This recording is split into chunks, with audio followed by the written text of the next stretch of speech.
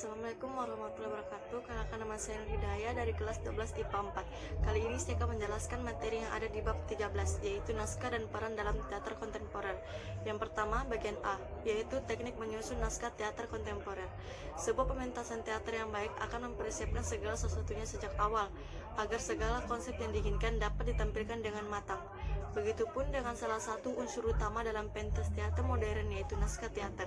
Keberhasilan sebuah pementasan tentu juga sangat terpengaruh oleh menarik atau tidaknya naskah yang diadaptasi. Setelah melalui proses dramatasi, naskah kemudian akan bersinggungan dengan unsur-unsur teater lainnya, yakni sutradara, penampil, dan para pendukung pendamping panggung. Naskah harus kembali ke bentuk dasarnya, yakni harus memiliki tema, plot, setting, tokoh. Yang membedakan naskah teater dengan karya sastra lainnya adalah bahwa naskah unsur memiliki struktur khusus yang memang dipersiapkan untuk pementasan. Berikut ini merupakan proses yang dilalui ketika seseorang penulis naskah akan menyusun karyanya. Yang pertama, menentukan tema.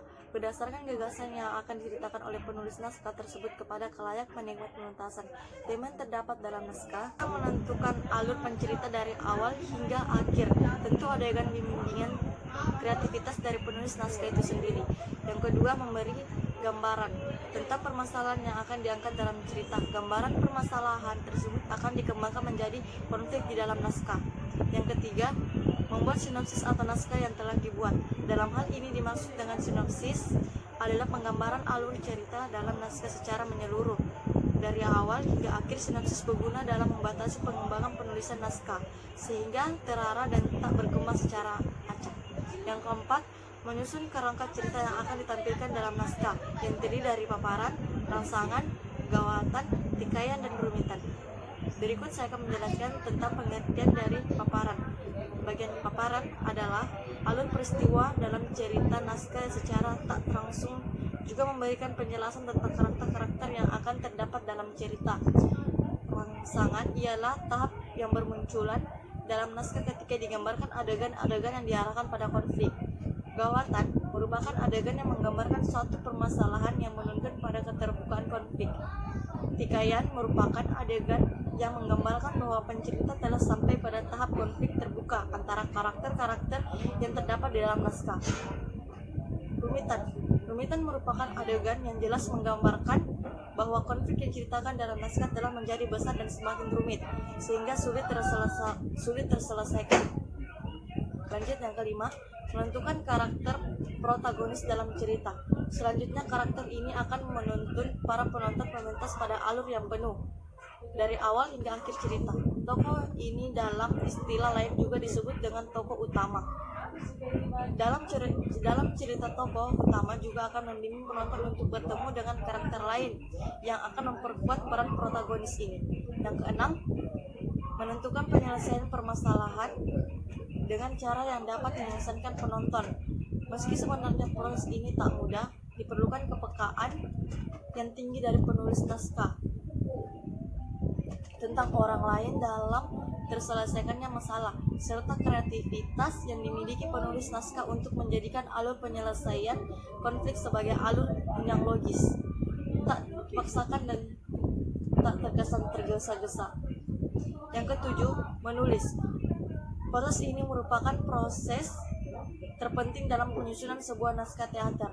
Bagi banyak orang yang belum terlatih, menulis seolah-olah menjadi aktivitas yang rumit. Bagaimana memulai dan bagaimana pula mengakhirinya? Beberapa tips yang biasa dilakukan oleh para penulis naskah, diantaranya, para penulis naskah akan menggunakan alarm berpikirnya membuka cakrawala sebagai sebuah layar lebar seolah-olah menonton adegan demi adegan dalam lakon yang diinginkan.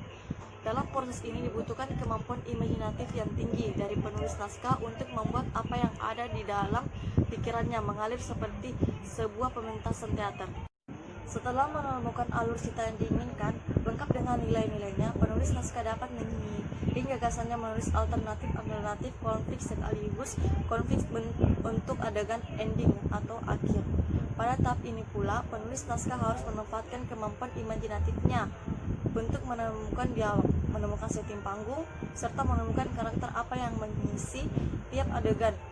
Siapa karakter utama atau protagonis, siapa karakter lawan atau antagonis, dan siapa yang saja karakter pendukung yang akan muncul dalam lakon. Setelah melalui tahap-tahap tersebut, penulisan naskah akan dengan mudah memulai untuk menumpahkan gagasan dalam karyanya. Sampai saat penulisan berakhir, kemampuan imajinatif penulisannya masih tetap diandalkan. Karena bukan tak mungkin di tengah penulisan ia mengubah gagasannya, meski hal itu jarang terjadi. Yang pasti setelah melalui tahapan tersebut, penulisan naskah akan sangat mudah menumpahkan gagasan dalam penulisannya. Dan tentu semakin banyak penulisan naskah, maka akan semakin mudah pula penulis membuat naskah yang lain. Oleh karena itu, latihan menulis sangat berguna bagi perkembangan penulisan pemula. Selanjutnya saya akan menjelaskan tentang unsur-unsur naskah drama. Secara umum, drama memiliki 4 unsur, yakni naskah drama, pemain, panggung, dan penonton. Di antara keempat unsur tersebut, naskah drama merupakan unsur primer yang tak terganti. Tanpa naskah, drama tidak ada pertunjukan drama. Namun tanpa pemain, tanpa panggung, dan tanpa penonton, penunjukan drama masih dapat dilakukan, yaitu dalam bentuk closet drama. Pada closet drama, naskah drama dibuat hanya untuk dibaca dan tidak untuk dipentaskan. Naskah drama atau lakon memiliki unsur-unsur menyerupai novel dan novel dan film. Seperti misalnya tema, plot, karakter, dan setting. Jika penulis mampu mengembangkan unsur-unsur drama tersebut dengan baik, maka akan dihasilkan naskah drama yang kuat. Berikut penjelasan beberapa unsur yang kerap ditemui dalam naskah drama. Yang pertama, tema cerita. Ketertarikan sebuah pementasan teater biasanya diawali dengan tema yang dipilih, karena tema akan memperkuat publikasi dari sebuah pementasan. Tema juga merupakan pengantar menuju sinopsis dari naskah yang akan dipentaskan dalam pementasan teater. Kedua, pesan moral.